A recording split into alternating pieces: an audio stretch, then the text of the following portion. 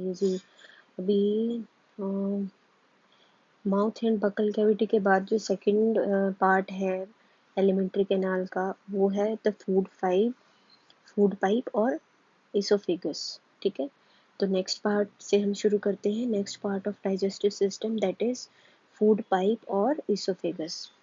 ठीक है, the swallowed food passes into the food pipe और इसोफेगस। तो इसोफेगस का काम क्या है? माउथ से फूड को लेके जाना स्टमक को। ठीक है, it takes the food from the mouth to the stomach. Food pipe runs along the neck, neck के थ्रू रन करती है। पहली wants to know how food moves in opposite direction during vomiting।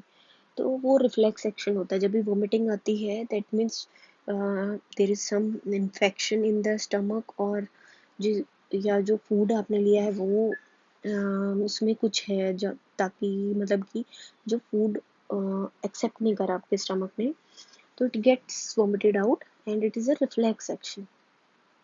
ठीक है, तो ये दिखा रखा है इन्होंने फूड की movement into the oesophagus.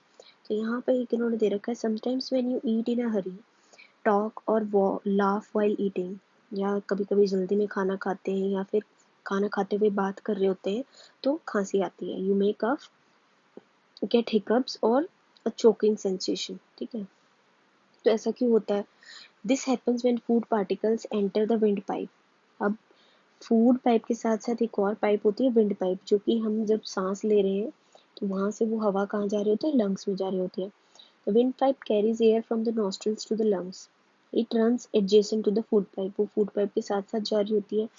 But inside the throat, air and food share a common passage. तो एक जगह पे थ्रोट में इनका कॉमन पैसेज होता है, जहाँ पे एक तरफ फूड पाइप होती है और दूसरी तरफ विंड पाइप होती है।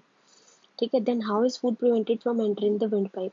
विंड पाइप के आगे एक during the act of swallowing a flap like valve closes the passage of the windpipe।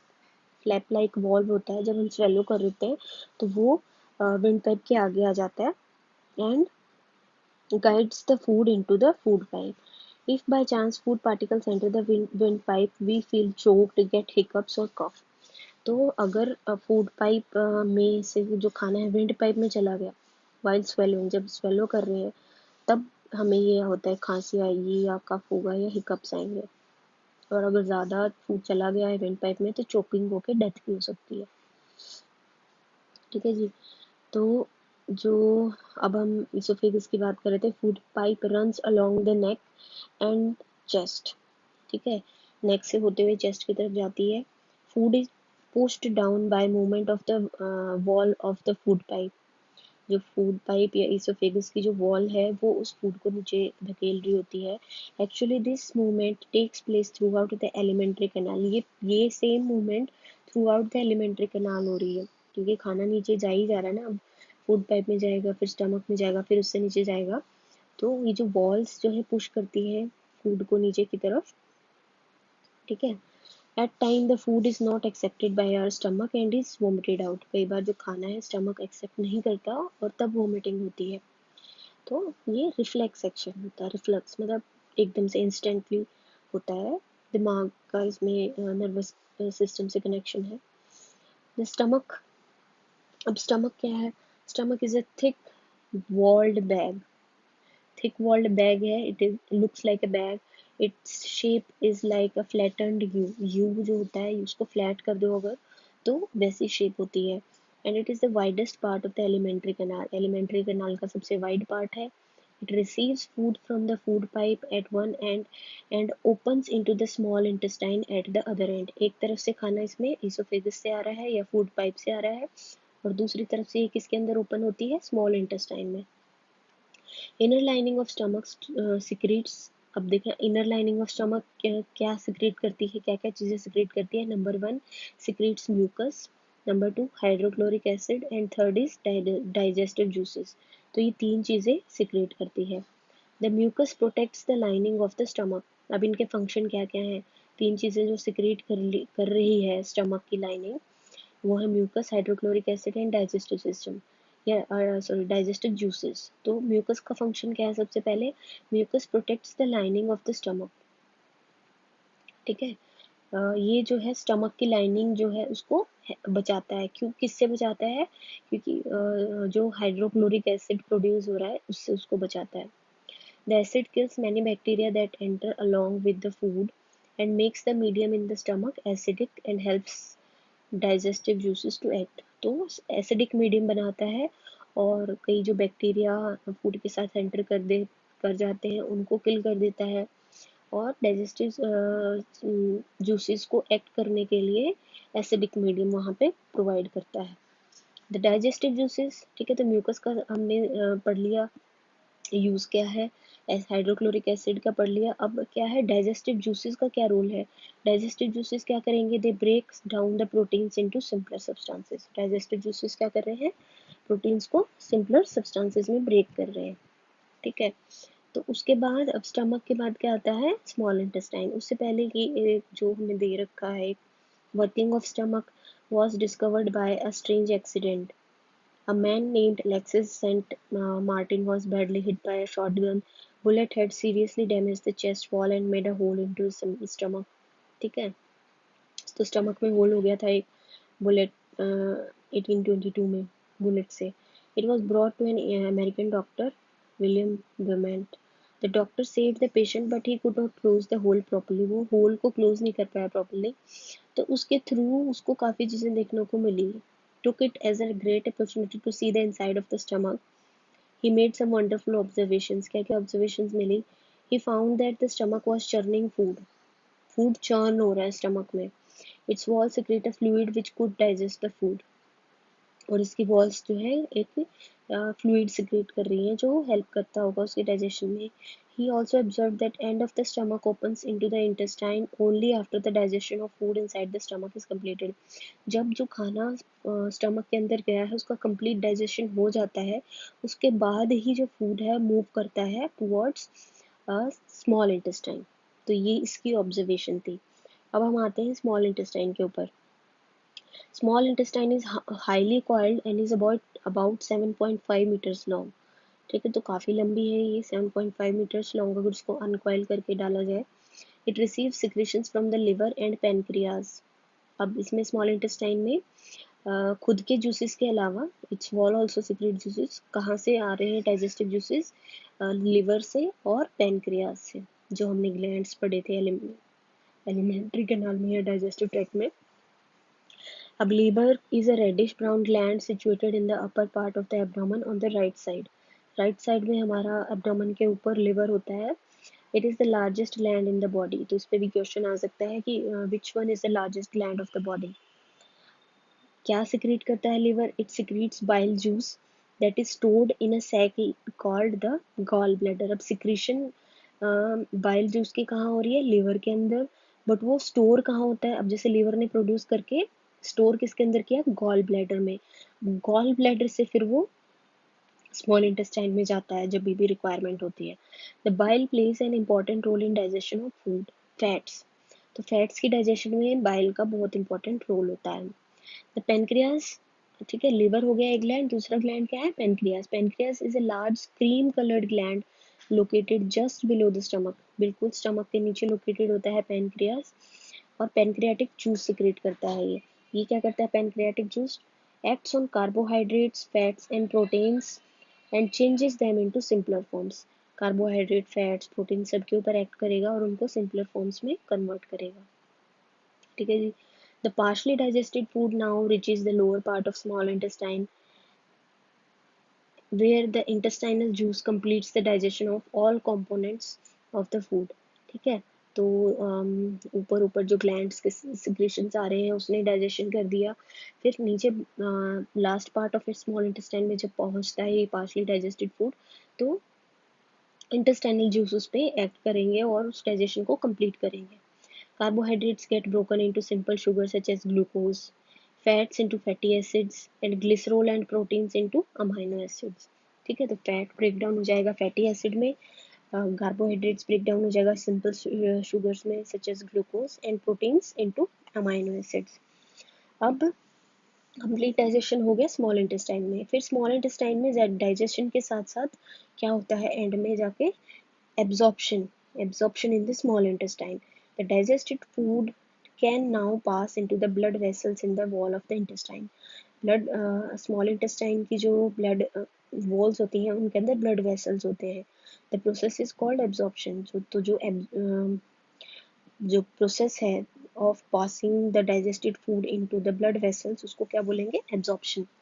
Inner walls of the small intestine have thousands of finger-like outgrowths. Finger-like outgrowths होते हैं जिनको villi बोलते हैं. ठीक है. विलाई क्या करते हैं? Villi increase the surface area for absorption of the digested food. ये सरफेस एरिया को बढ़ा देते हैं कि सरफेस एरिया बढ़ेगा तो उतने ज़्यादा ब्लड वेसल्स वहाँ पे होंगे और उतना ज़्यादा जो है इजीली जो डाइजेस्टेड फूड है वो ब्लड के अंदर चला जाएगा. Villi increase the surface area for absorption of the digested food. Each villus has a network of thin and small blood vessels close to its surface. Villi के अंदर क्या होता है? ब्लड वेसल्स होते हैं थिन और स्मॉल. ठीक है. थिन होंगे ऑब्वियसली, ब्लड वेसल्स की वॉल ज़्यादा अगर थिक होगी तो वो एब्जॉर्ब नहीं कर पाएंगे. तो विलाई के अंदर जो ब्लड वेसल्स की वॉल होती है बहुत थिन होती है ताकि वो एब्जॉर्प्शन उनका आसानी से हो जाए डाइजेस्टेड जो फूड है. Surface of villi absorbs the digested food material. Absorbed substances are transported via the blood vessels to different organ of the body. ठीक है. तो ये जो digested फूड है अब ब्लड के थ्रू पूरे बॉडी में सब ऑर्गन्स को मिल जाएगा. To different organs of the body where they are used to build complex substances such as protein required by the body. This is called assimilation. अब जो फूड को ब्लड में चला गया और वो बॉडी उसको यूज कर रही है अपने लिए, ऑर्गन्स यूज कर रहे हैं, उस प्रोसेस को क्या बोलते हैं? एसिमिलेशन. ठीक है. तो एब्जॉर्प्शन के बाद आता है assimilation. In the cells glucose breaks down with the help of oxygen into carbon dioxide and water. Cells में जाके ग्लूकोज जो है उसका ब्रेक डाउन होता है with the help of oxygen into carbon dioxide and water and energy is released. Glucose break down हो जाएगा carbon dioxide water में एंड एनर्जी रिलीज हो जाएगी और उस एनर्जी को जो सेल है वो यूज कर सकती है अपने डिफरेंट फंक्शंस के लिए. ठीक है. The food that remains undigested and unabsorbed enters the large intestine. तो जो स्मॉल इंटेस्टाइन में जो खाना बच गया जो अनडाइजेस्ट नहीं हुआ था और जो एब्जॉर्ब भी नहीं हुआ वो कहाँ जाएगा फिर? लार्ज इंटेस्टाइन में. The large intestine is wider and shorter than small intestine. इसकी लेंथ भी कम है और वाइड है ये. It is about 1.5 meters in length जबकि स्मॉल इंटेस्टाइन 7.5 मीटर लेंथ थी उसकी. स्मॉल लार्ज इंटेस्टाइन का फंक्शन क्या है? Its function is to absorb water and some salts from the undigested food. जो अनडाइजेस्टेड फूड इसके अंदर जाएगा उसमें से वाटर को और सॉल्ट्स को एब्जॉर्ब करना है इसका function. The remaining waste passes into the rectum and remains there as semi-solid feces. बाकी का जो बचा हुआ वेस्ट होगा वो रेक्टम में जाएगा एंड वहाँ से फीसिस के फॉर्म में बाहर निकल जाएगा. The faecal matter is removed through the anus from time to time. और इस प्रोसेस को क्या बोलेंगे? इजेशन. तो हम सबसे पहले इंजेशन हुआ, फिर डाइजेशन हुआ, फिर एब्जॉर्प्शन, एसिमिलेशन और उसके बाद इजेशन. ठीक है. अब ये हमने पढ़ लिया डाइजेशन इन एनिमल्स लाइक ह्यूमंस. हमने अपनी बात करी डाइजेशन इन ग्रास ईटिंग एनिमल्स. अब ग्रास ईटिंग एनिमल्स में डाइजेशन किस तरह से होता है वो हम पढ़ेंगे. Have you ever observed cows, buffaloes and other grass eating animals chewing continuously even when they are not eating? ठीक है. तो वो खाना क्या करते हैं जो भी ग्रास ईटिंग एनिमल्स हैं, एक बार में पूरी उन्होंने ग्रास खा ली उसके बाद वो बैठ के चू करते हैं. अब वो कैसे चू करते हैं वो हम पढ़ेंगे यहाँ पे. Actually, they quickly swallow the grass and store it in a part of the stomach called rumen. जो फटाफट उसको खा लेते हैं एक बार में और उसको स्टोर कर लेते हैं rumen में, which is a part of stomach. यहाँ पे क्या होगा? Here the food partially digested. वहाँ पे डाइजेशन थोड़ा सा पार्शली उसका हो जाएगा और उसको क्या बोलते हैं जब वो पार्शियल डाइजेशन हो गया rumen के अंदर उसको कड बोलते हैं. But later the cud returns to the mouth in small lumps and animal chews it. उसके बाद क्या होता है? कड जो है जो rumen के अंदर है वो वापस आएगी माउथ में in the form of balls और फिर उसको एनिमल जो है चू करता है. This process is called rumination and these animals are called ruminants. The grass is rich in cellulose, a type of carbohydrates. Many animals including humans can not digest cellulose, ठीक है। तो ह्यूमंस और बाकी एनिमल्स जो है, कई animals इसको digest नहीं कर पाते। तो ruminants have a large sac-like structure called rumen between the esophagus and the small intestine. esophagus और small intestine के बीच में एक rumen का structure है। cellulose of food is digested here by the action of certain bacteria which are not present in humans. तो rumen के अंदर कुछ ऐसे bacteria present होते हैं which break down the cellulose. So far you have learned about animals which possess the digestive system. ठीक है, तो अभी हमने एनिमल्स की बात करी जिनके अंदर डाइजेस्टिव सिस्टम होता है, लेकिन कई स्मॉल ऑर्गेनिजम्स होते हैं जिनके अंदर माउथ और डाइजेस्टिव सिस्टम नहीं होता। तो उनके अंदर कैसे डाइजेशन होती है, जैसे एग्जांपल है feeding and digestion in amoeba, ठीक है। तो अमीबा क्या है, amoeba is a microscopic single celled organism found in pond water. Single cell structure है ये। Amoeba has a cell membrane, a rounded dense nucleus and many small bubble like vacuoles। तो बाहर इसकी सेल मेम्ब्रेन है, बीच में nucleus है और cytoplasm के अंदर वैक्यूल्स प्रेजेंट हैं। Amoeba constantly changes its shape and position, अपनी शेप चेंज करता रहता है, पोजीशन भी चेंज करता रहता है। इट पुशेस आउट वन और मोर फिंगर लाइक प्रोजेक्शंस जिनको क्या बोलते हैं, सूडोपोडिया या false feet for the movement and capture of the food. तो सूडोपोडिया का क्या फंक्शन है, मूवमेंट और for the capture of the food. Amoeba feeds on some microscopic organisms, ठीक है, माइक्रोस्कोपिक ऑर्गेनिजम्स को ही खाता है। व्हेन इट सेंसेस फूड, जब इसको लगता है कि आसपास फूड है तो क्या करेगा ये, it pushes out pseudopodia around the food particles. Food particle के अराउंड जो है स्यूडोपोडिया पुश कर देगा ये और उसको इनगल्फ कर लेगा अपने अंदर। The food becomes trapped in a food vacuole, तो फूड किसके अंदर चला गया, फूड वैक्यूल के अंदर। अब फूड वैक्यूल के अंदर डाइजेस्टिव जूसेस सिक्रीट होते हैं और वो फूड के ऊपर एक्ट करके उसको स्मॉल सिंपलर सब्सटेंस में ब्रेक डाउन कर देंगे। ग्रेजुअली क्या होगा, जो डाइजेस्टेड फूड होगा वो एब्जॉर्ब हो जाता है बॉडी में। The absorbed substances are used for growth, maintenance and multiplication. The undigested food जो है या रेजिड्यू है वो कहाँ एक्सपेल्ड आउट हो जाएगा, by with the help of vacuum. तो basic process of digestion of food and release of energy is the same in all animal.